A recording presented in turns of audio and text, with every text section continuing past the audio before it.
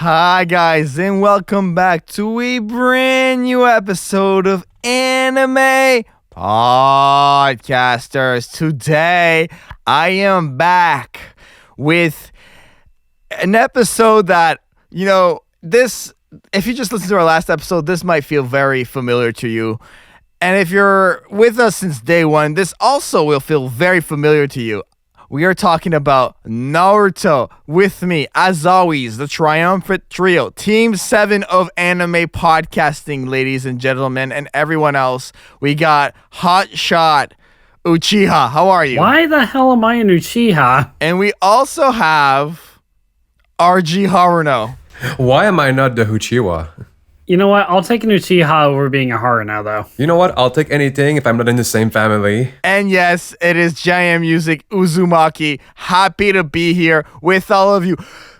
Gentlemen, I gotta get a warm update on all of you guys right now. Before we even talk about Naruto, I wanna know.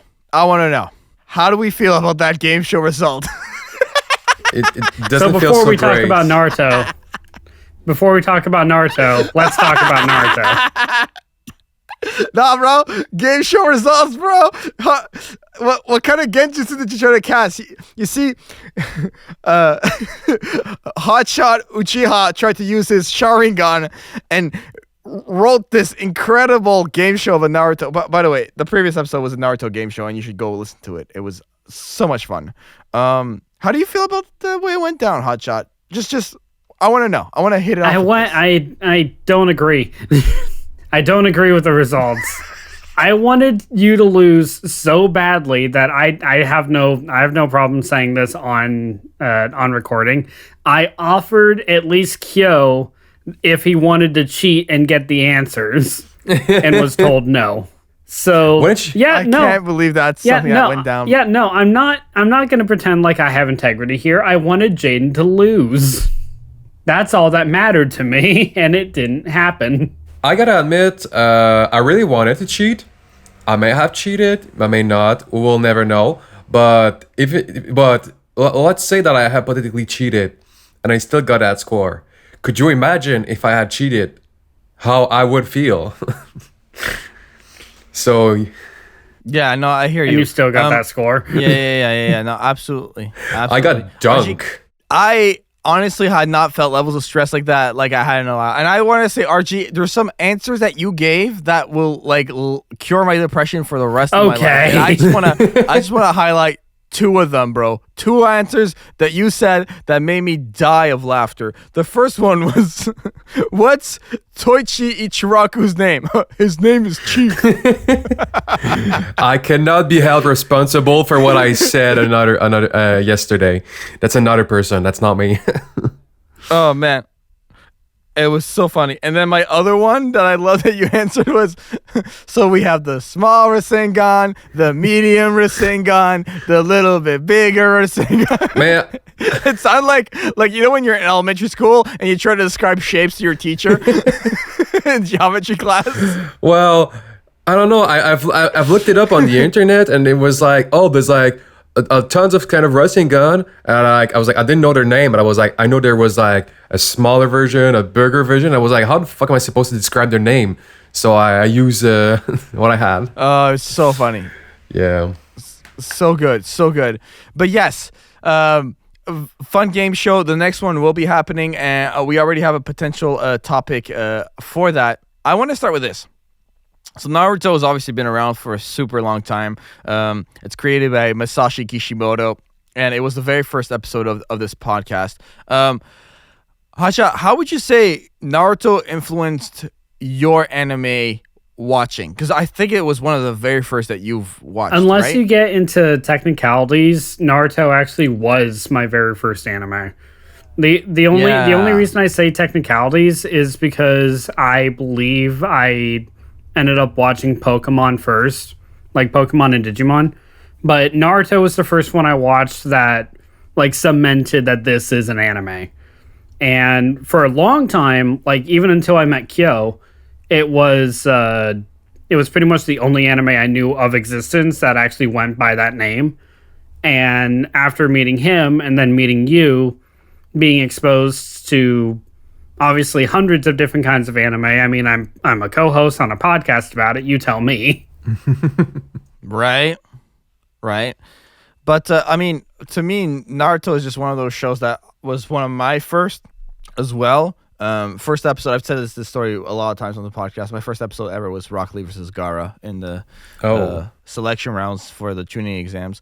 But yeah, great episode. But like, we'll get into Rock Lee in a minute because I definitely want to like give a good like 45-minute chunk of the episode to just Rock Lee because that's how much I love him as a character. RG, give me like, how do you feel about about the evolution of Naruto as a character? Any part of like, if you just want to stick in Shippuden or pre-time skip, because like, you know, he starts out as like a total loner who's ostracized as a young ninja to a literal leader of the village he was ostracized in. So obviously like night and day. How would you describe his evolution as a character? I would describe it as so I wanted to say about Naruto. I think this is a good example of the human spirit that cannot be dominated. You can see him like grow as a kid, makes a lot of mistakes. I think it's really relatable because I think like 90% of the kids when we were younger, we got bullied, so we can really relate to that. And we wanted to, and also being loved and admired by people around us. It's very relatable feeling. So I think this is what a lot of people draw into him, and we saw him becoming a fine man, and even a little bit in Boruto, becoming a full adult and making a little bit of the same mistakes that he was trying to never do as a parent. So yeah, it's I really love is really slow paced growing. Yeah. You actually touched on something I wanted to mention. Hotshot. RG talks all about the relatability of Naruto to other characters. I'm sorry, but like, we've seen this character do some of the craziest jutsus in the world. He splits a moon in half.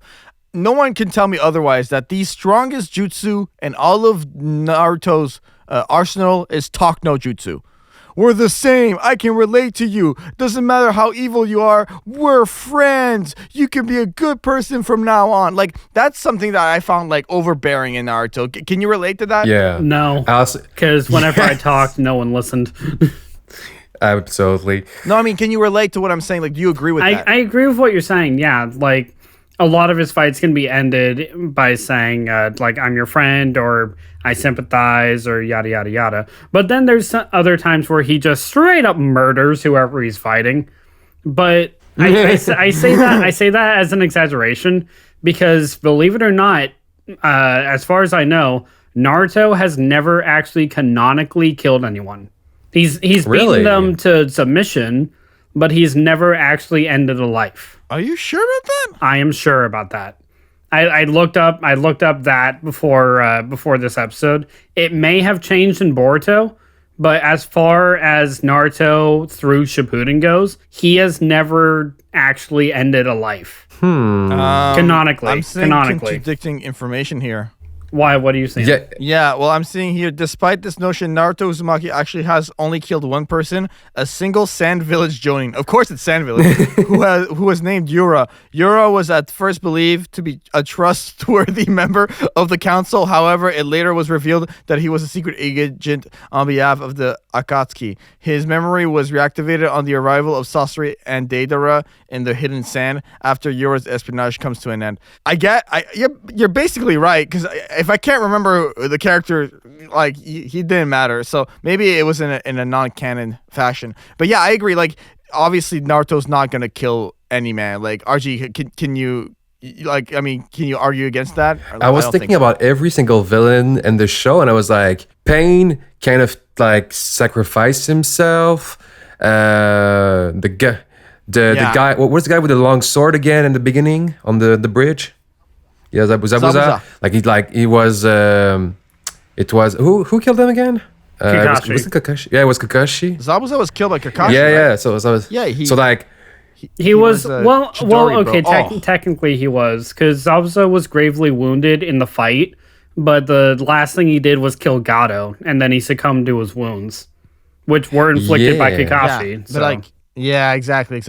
But by the way, talking about Kakashi, can we talk about how epic the very first Chidori we've ever seen on that bridge with Kakashi was? I'm sorry, but that was Naruto wake up jutsu as far as I'm concerned. Like, what? He's holding lightning. The man is holding lightning, and he's going to pierce you with it. That was one of the coolest jutsus ever. We meme a lot about the Rasengan on this podcast, about how the Rasengan is name every single kind, and there's 117 versions, and but the Chidori just has this swagger to it, this poignancy that I love. I love the Chidori. Like, I don't know, like, RG, can you relate to this? Like, don't you think the Chidori is the coolest one? Obviously, I think it's one of the coolest one in the beginning. But now that you mention it, do you know what makes me think about when I was younger, I used to play Naruto, and it was in French because, of course, we have to put things French in here. And what do you think about giving the original Japanese name versus giving the original name like in English or in French? Like, if you say Chidori, you sound cool, badass, mysterious. If you say Thousand Bird Attack, it sounds so lame. Oh, the chirps, 1,000 birds sounds very the cool. chirps of 1,000 birds. Yeah, I mean the full name, but like in French, it's like 1,000 birds screaming. Like, oh okay, that's I mean, I get where you're coming from. I do like Chidori, but I like the other name better. I love Lightning Blade. That is what I love sounds to hear. good. Lightning Blade. Yeah, but definitely what I like. It looks very, very good on the anime. And what makes me think about is like every single jutsu at first is like the most OP jutsu that you could ever think about, and like I don't see anybody that could beat that. And the more the show advances, the more those jutsus become kind of useless because the next one are like 1,000 times more powerful. What do you think about that? Yeah, like one. I'm sorry, I can't agree. I can't agree. I mean, I kind of can. 1 second on this. I kind of can, because like, but to a certain degree, because they'll learn powerful techniques. Like Naruto, for instance, learns summoning jutsu, and then after the entire tuning exam arc, including destruction of the hidden leaf, he hardly ever uses it again. It is completely useless for a very long time. Like, I think the next time he even uses summoning canonically after that arc is when he's making his entrance to fight Pain. Yeah. I hear you. But what I will say is this: Kaguya, Kaguya Otsutsuki. Okay, one of the most powerful villains in all of Naruto. Okay, if you know Naruto Shippuden, you know Kaguya. Kaguya gets caught by a sexy jutsu. All techniques work. They do. To be fair, he did. You can't get rid of the. To be fair, he did change the style. Like, it was a reverse harem jutsu, but really, I don't really think that's like changing all that much to the core aspect of the harem jutsu. It's not changing anything, man. That's not changing anything. To be I'm fair, just saying that, fair, it is a jutsu that you would be caught totally off guard seeing. Just hundreds of naked men appear in front of you. No, I get that, but it's the fact that like we're on the edge of the Naruto verse being completely destroyed, and you have to like be very strategic, and the decision is like that jutsu, which is hilarious because I actually remember, Hotshot, do you remember when we did that Naruto jutsu podcast and I just selected the dumbest Naruto techniques? There are some really dumb Naruto techniques, like Akamaru peeing and spinning in the air is a technique. Naruto farting in Kiba's face is technically a technique. There's like all these really random Naruto techniques. To be fair, the Akamaru peeing technique, dynamic marking, is actually used for something. It is used, it's used for tracking. It's the mark, yeah. But I get what you mean. It is just Akamaru peeing on you, or Kakashi 1,000 Years of Pain. Yeah, 1,000 years of pain.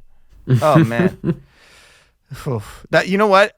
I say 1,000 years of pain, the only thing I can think of is when you played the first Naruto Ultimate Ninja on PlayStation, and then you used Kakashi as a support, and he shows up and he's like 1,000 years of pain. To be fair, it caught you off guard, and that's exactly what I wanted to do. Yeah, actually, speaking of being caught off guard, I want to know, out of Naruto's relationships and the people that like pass in Naruto, because this is another thing that we should probably highlight. I know Asbrick isn't here right now, but we're going to talk about anime deaths anyways. This feels wrong.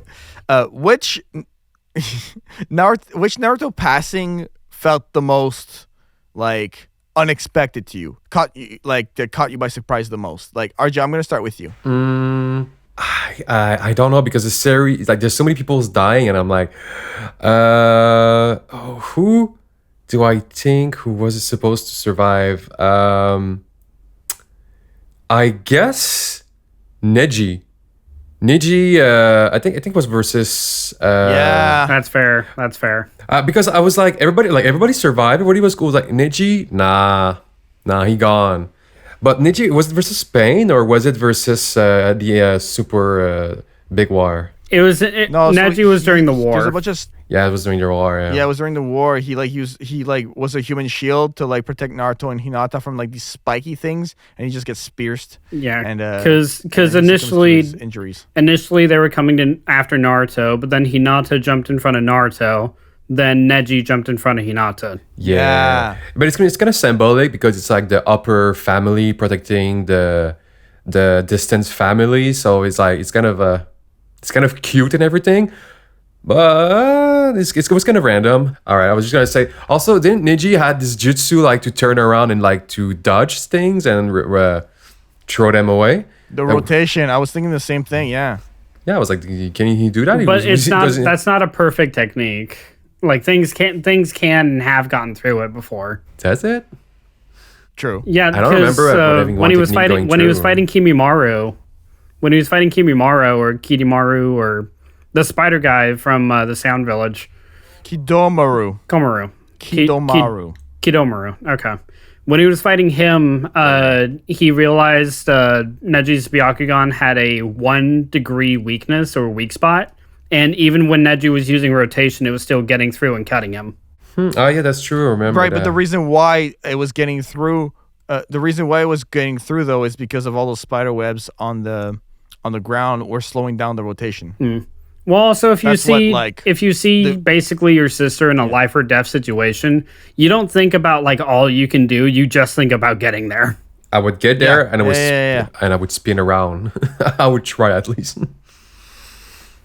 What about you, Jane? What death would surprised you the most when it happened? I mean, Neji's obviously one that comes to mind. If not that, another one that really I did not enjoy Rin. The reason why I found out about Rin's passing is I remember when you read the Naruto manga after the retrieval arc, right away you want to know what happens, but they have like a whole manga on just like that whole mission on how Kakashi got the Sharingan from Obito with Rin and the fourth and the whole mission. And when you get towards the end of that, you get to the point where Rin gets Chidori'd by Kakashi. That one, like, I was like, what? That's how loyal you are to the Leaf. You're willing to die for your village. Like, that's crazy. That's crazy. I mean, I can understand it because she also didn't want to deal with the suffering of the three-tailed beast inside her. Like, she didn't want that responsibility. No. Like, especially if it did go on a rampage and kill everything. Yeah, absolutely. Yeah. Like, and the other thing, too, is, actually, before we get to your point, RG, because I know you want to say something, Hotshot, what's your death? I really don't think you need to ask. It's Pervy Sage. It's Jiraiya. yeah, that's what I figured. I'll jump. I mean, unless you want to develop more on that, I'll jump back to RG. I mean, I'll just touch on it real quick. Just the fact that, like, yeah, we know that senseis get defeated and everything else, and I get why he stayed, even though it was a fruitless battle. But the fact that he had like 3 or more opportunities to escape and get the information out, but didn't take it because he felt like he needed to see it all the way through. It still hurt because when he said that, I was like, oh, crap, no. And then when Pervy Sage actually died, I was distraught. I really was, because Pervy Sage is not just my favorite sensei Naruto. He might be my favorite sensei character, period. Like, I like Jiraiya more than I like Master Roshi, for instance. Right. Absolutely, absolutely.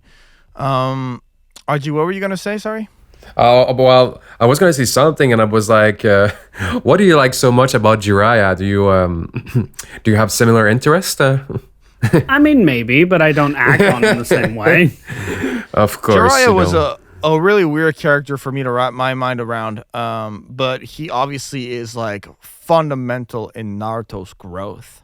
And it's crazy how that Sannin squad mirrors Team 7 as well. Like how you Yeah. got the Sasuke Orochimaru thing, Naruto Jiraiya and Tsunade Sakura. Obviously it was written like that, but I thought that was a really cool structure in Or in like it Naruto. was.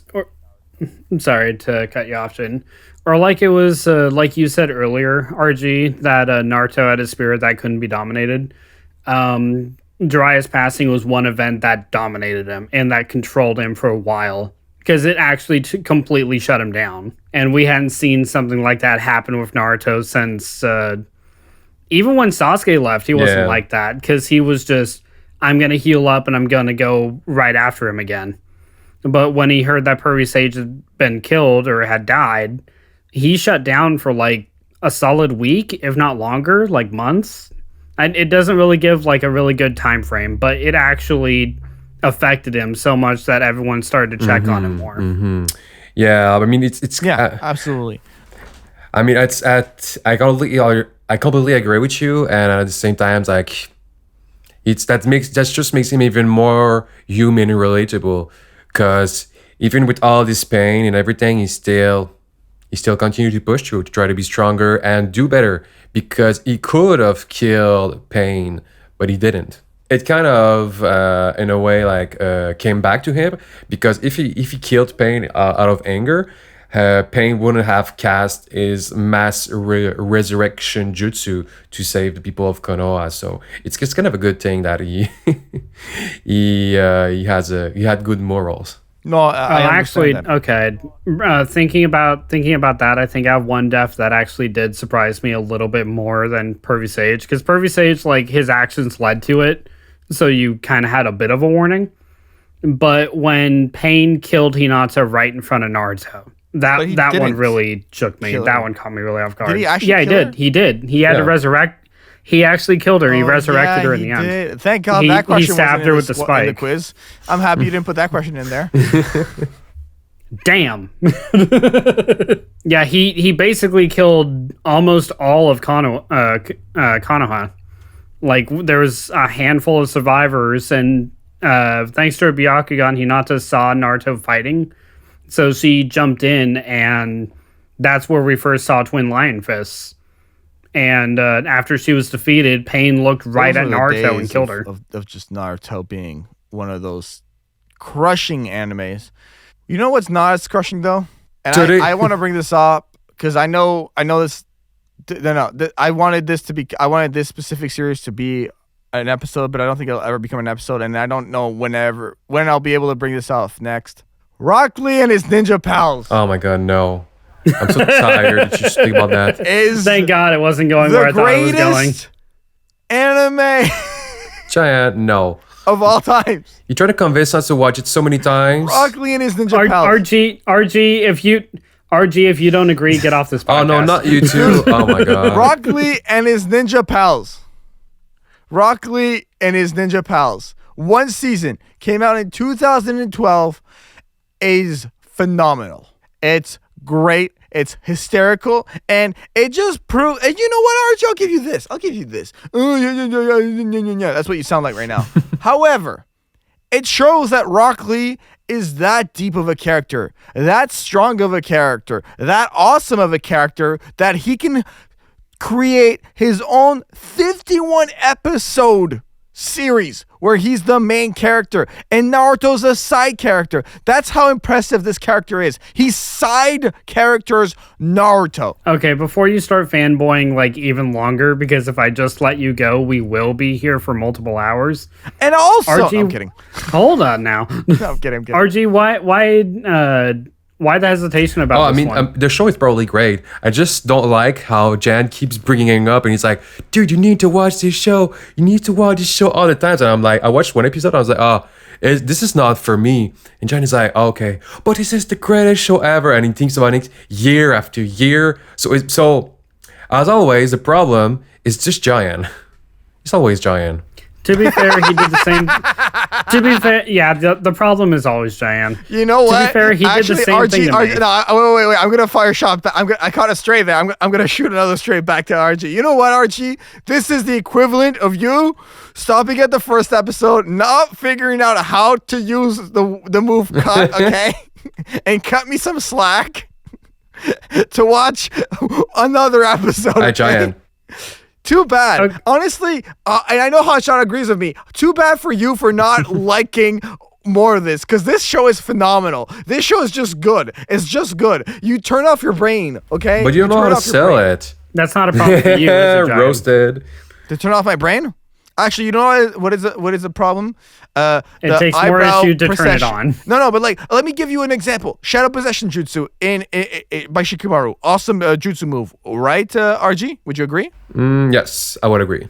Okay, how about Eyebrow Possession Jutsu? I wouldn't, oh my god. I wouldn't give you any jutsu. Any amount of responsibility of power on you is always handbad. No, but do you think that is a funny concept? Did you connect your shadow to someone? RG, basically what he's saying is... No. Basically what he's saying is this. Rock Lee's eyebrows are so powerful, they can mimic any jutsu that there is. I don't get it, and I don't want to get it. Speaking of the... No, That's fair. No.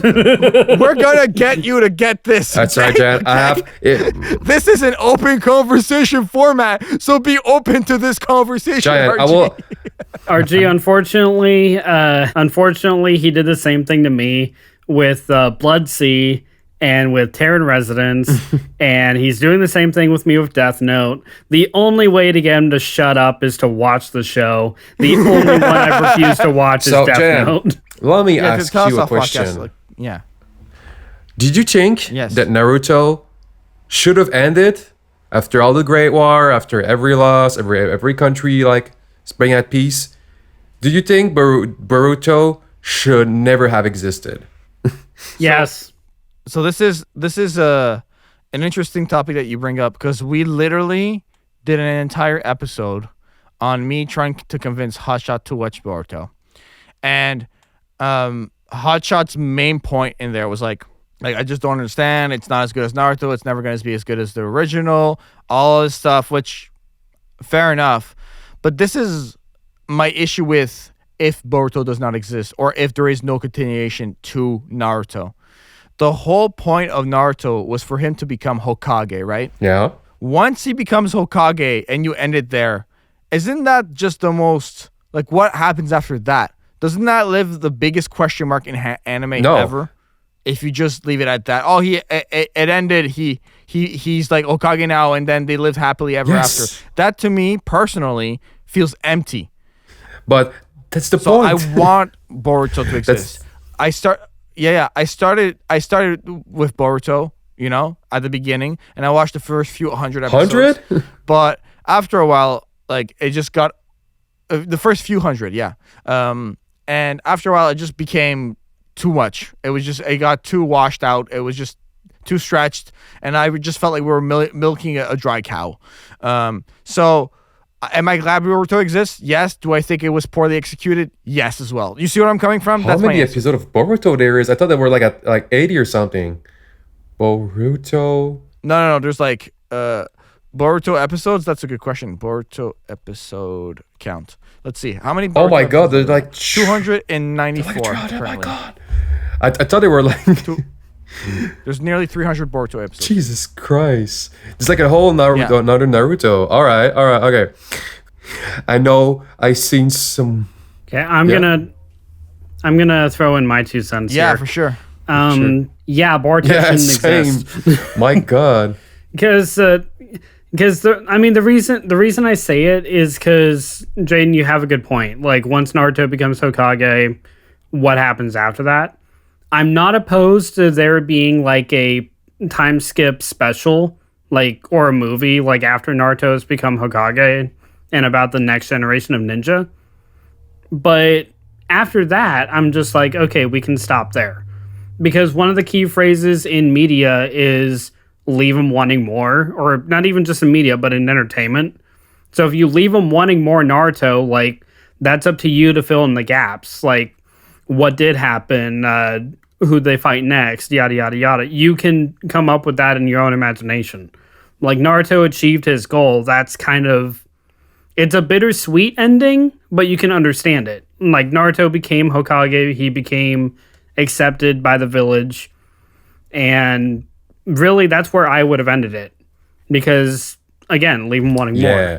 As you said earlier. Yeah, absolutely. And also the fact that Boruto still has the ratio of 80% filler, 20% story. That's kind of funny.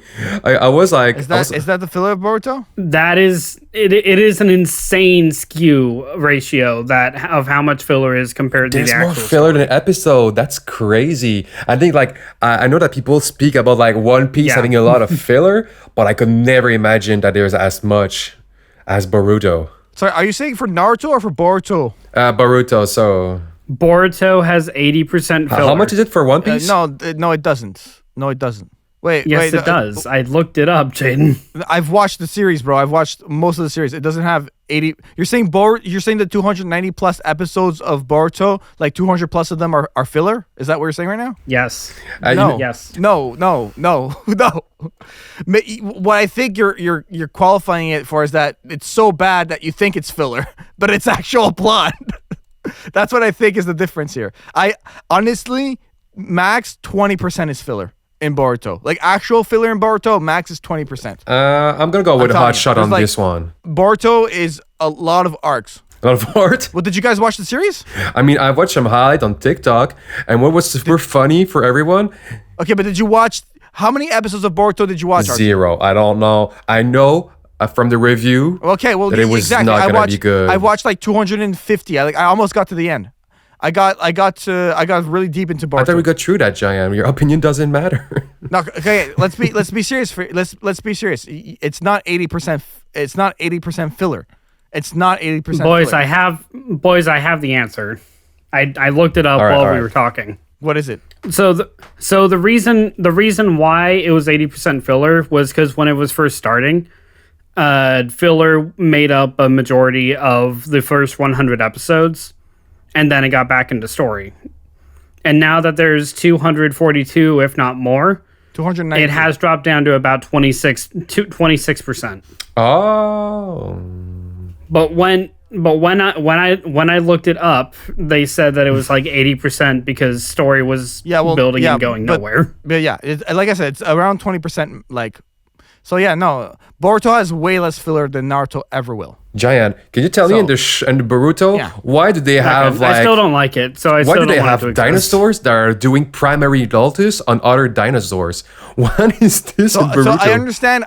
I agree, but I think, like, listen to what I'm saying here. What I'm saying is that it's not filler, but it is so bad that people think it's filler. Do you get what I mean? Yeah, I get what you mean. Like, the dinosaur episode is probably actual plot. Like, it actually is part of the story. Like, the writers wrote that. They're like, you know what? Sasuke with a velociraptor. Yes, that's a good idea. Let's do it. Canon AF, bro. Okay?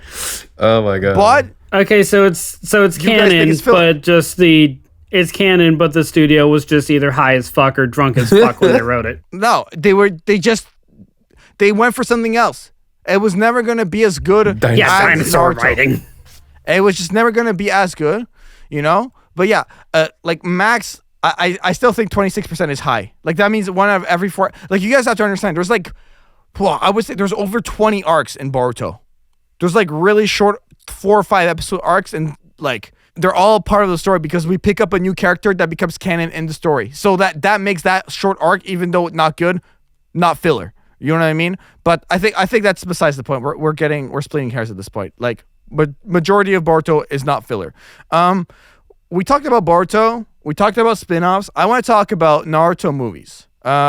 What, Hotshot, is your favorite Naruto movie if you had to pick one? Like, out of all the ones you've seen? Ninja Class on the Land of Snow. Oh, really? How so? Why is that? And I'm not gonna be like a purist and say, oh, it's because it was the first one. No, it's because I love the direction it went. Because until this point, we didn't know that Naruto was in the modern age, or at least in the modern S age. And we open on all of them watching a movie in a theater and using their ninja skills to do it. And then they get the mission of defending an actress. And I didn't realize that's the kind of timeline that they lived in, because we only saw the villages. We only saw, like, away from technology and all this. But here we are with a director trying to shoot a movie as they're escorting her. And it kind of opened the world as I knew it. Granted, they didn't really do much with it after that point, because one of the other movies, they do a horse carriage. One of the movies, they ride or hop on a train. Trains, yeah. Or actually, this movie that has a train. Yeah. So it kind of just blew me out of the water, seeing how big it was and how big it could be. And no Naruto movie has grabbed me exactly the way it has since. The only one that came close was Shippuden Will of Fire. That's a good one. For me, it was Naruto, the movie Legend of Stone Jalel. I think that's how you say. I think it came out like a year after. I just remember this one being just action packed, and I loved it. I loved the plot. You know. You like this one because Lee's in it. Shut up. Yep. What's your favorite movie? He ruined my bit, so we're just gonna edit it out. Go ahead, RG. What's your favorite Naruto I don't know, but I movie? really like Harry Potter movie, you know. I don't know the name. Okay. Two things. First of all, I like the one with the rainbow Rasengan. That was a Rainbow Rasengan. That's Ninja Class from Land of Snow. That was great. Yeah. And I love the one, I think that's the same one as Jaian that you mentioned, because I know that Rock Lee, for some reason, takes bean pills. I guess technically it's more a pill. And you start doing Primary Lotus, but like as a Beyblade. So I really like those. I don't remember. Okay, guys, I gotta be serious. I don't really remember those movies that much, because my brain is really small and I have a limited amount of space. But I know I enjoyed those moments. What about you? I think you're thinking of when he was doing Leaf Whirlwind, which is basically when he's breakdancing. And the pills that he took were food pills, like Kiva. Oh, he took some food pills. Yeah. RG, you said Harry Potter is your favorite Naruto movie. I asked ChatGPT. No. Create a Naruto X Harry Potter movie plot in one paragraph. No, you did not. Here's what I say, and I quote, I haven't even read this beforehand, okay? In a hilarious crossover adventure, Naruto and Harry Potter find themselves accidentally swapping worlds when Naruto's mischievous Shadow Clone Jutsu goes haywire during a mission. Now Naruto must navigate the magical halls of Hogwarts, where his ninja antics and ramen craving bewilder both students and professors. Meanwhile, Harry Potter is stuck in the world of ninjutsu, trying to blend in the Hidden Leaf Village, while accidentally casting spells that turn ninja tools into broomsticks. With a blend of ninja stealth and wizardry, they must find a way back home while hilariously outwitting Voldemort, who's convincing that Naruto's Talk no Jutsu is the key to ultimate power. Okay. Here's the problem. I got one. Why do I want to watch that? Yeah, I would watch that. One more sentence. Expect epic showdowns, flying ninja brooms, and a lot of magical ramen bowls in this outrageous mashup of two beloved franchises. This needs to happen. Why do I want to watch Naruto on the room. Naruto in the Chamber of Secrets, anyone? Yo, just imagine they're playing Squiddish and just Naruto, like 1,000 Naruto on like on 1,000 broom, catching everything, beating up everyone. They spam the Shadow Clone transformation jutsu, and they're all flying in their brooms. They're just like, Jane, you know this is called Naruto and the Sorcerer's Ramen. Oh yes, it is. I don't know her name again, but like I heard Hermione. She's like, oh, I just used my my necklace to go back in time so I can like access to all my class. And there's Naruto was like, yeah, actually I have like myself in every single class in the gym. I'm doing everything at the same time, so way ahead of you on that. That would be crazy. That's hysterical. That's really fun. That would be broken. But no, he wouldn't, because Naruto's a terrible class taker. But I want to see Naruto play Quidditch. That Ultimate sounds Showdown amazing. when? Yeah, right. That. Oh, jeez. He summons Bunto to be the goalkeeper. They just can't get it in the goal because they can't get past. I think they will need new rules Oh for my him. gosh. But so Hotshot, I was thinking about that. Like, you know, we're all human. You're thinking No, I'm about that? thinking about a lot of stuff, but not that. You know, there's a lot of jutsu, and everybody there is like a human, so they kind of take big hits, but they still feel pains and somehow don't instantly die like we do. Is there a particular jutsu that you would hate to be hit with, or to be caught inside of it? Yeah, talk no jutsu? jutsu. I don't want to feel bad for my life choices. I just don't want to have like existential guilt while Well, talking you to shouldn't this tell guy. me that, because like I can use that jutsu on you whenever I feel like it. Sadly, it doesn't work on Jaian because like you never. No, I can just mute. All right, you got me there. Mute no jutsu. Jutsu. There we go. Yep. That's something Yeah. you'd hate to be. And what hit about you, with. Jan? What would you like to not be hit with? Adulthood. This is a good. No, I'm enjoying my adulthood. Honestly, I'm in the. I do recall that the leaf lotus blooms twice. Just FYI to anyone ever, just know it does not bloom 8 times. That's not canon in any way, shape, or form. We get it, Jane. You won the episode. We get it, Jan. I don't speak proper English. But like when all 3 of your co-hosts stack up against you and you pull out a W, okay, and then you feel that, talk to me then, Hotshot, okay? All right, Hotshot? Especially when I hear cheating attempts in the background, talk to me after that, okay? But in all seriousness, I've done it in real life, so I can talk shop. What jutsu do I not want to be hit with? You know what? I'm honestly, RG, when you say that, the one thing that flashes back in my mind is when Lee opens all 5 of those gates and just goes pinball mode on Gaara. No, thank you. Never. I never want to have that happen to me. That looks beyond painful. And the fact of the matter is, the lineup of those 2 characters, any other getting hit by that gets destroyed. I don't care. I don't care if you're Sasuke, Naruto, or Neji. Maybe Naruto because plot armor would survive. But like, that technique is like some Jonin level stuff. And just seeing Rock Lee pull that off, and I kind of want to bleed into this topic here because I really want to talk about Rock Lee.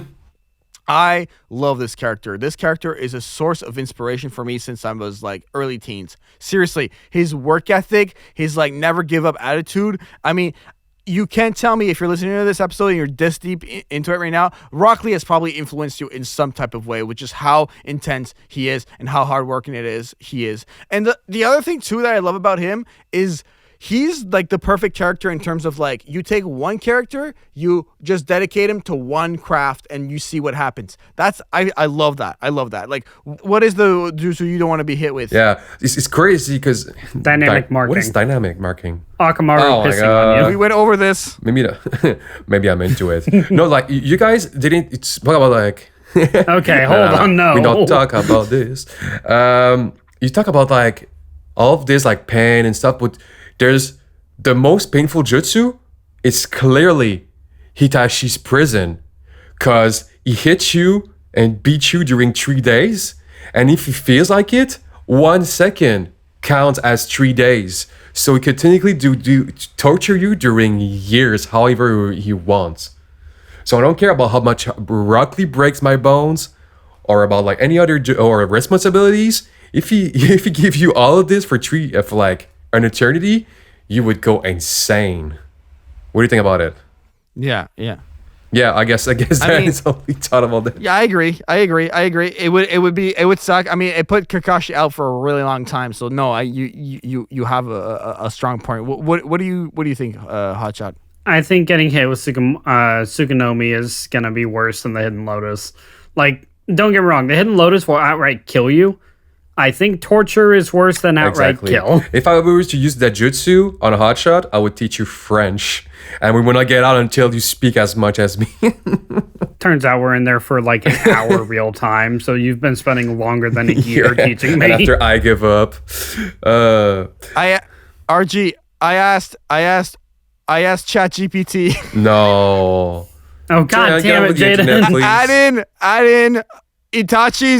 Add in Itachi's Tsukuyomi as a plot twist within Harry Potter X Naruto. And ChatGPT told me, as Naruto and Harry continue their outrageous escapades in their swapped worlds, they begin to notice strange occurrences. In Hogwarts, mysterious genjutsu like dreams haunt Harry, revealing glimpses of a masked figure. Itachi's Tsukuyomi !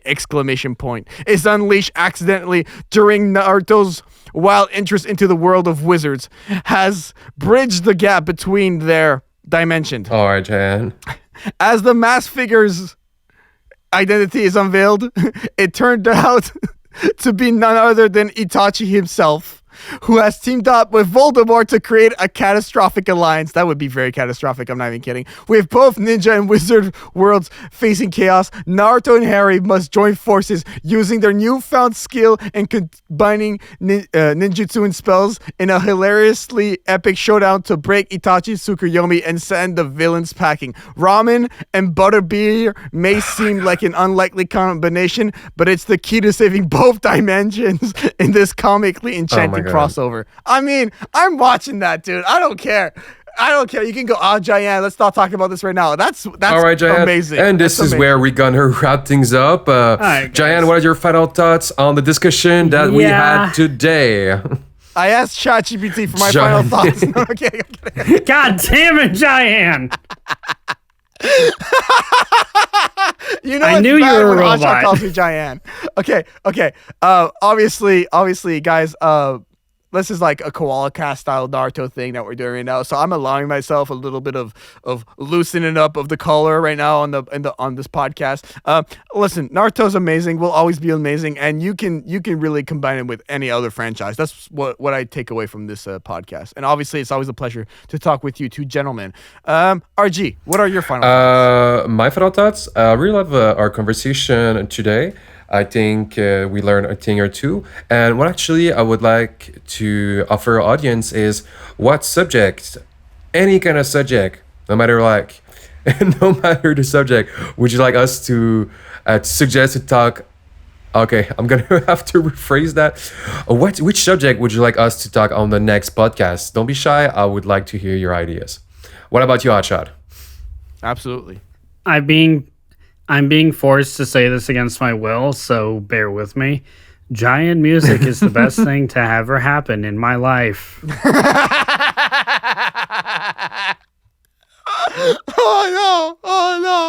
Oh no. That's 2 L's in 2 episodes in a row. First I win, and then you tell me I'm the best thing in your life. The Ginger's having a rough October right now. Yeah, and I don't think we're going to get much crazier than Naruto x Harry Potter. Oh, you don't know. So, you don't know how but the fact, no, I just mean about today. But the fact that we can talk about Naruto x Harry Potter crossover, I'm excited to see what other topics we can do in this kind of format. Because obviously, guys, like Jaden said, it's a koala format. It's a koala cast format, but it's a focused koala cast where we pick a topic and just talk about anything, everything about that franchise. So that's why Boruto came up. That's why some games, movies, spin-offs, yada. So let us know what you think. We're testing this format out for the first time. Curious what you guys think of it.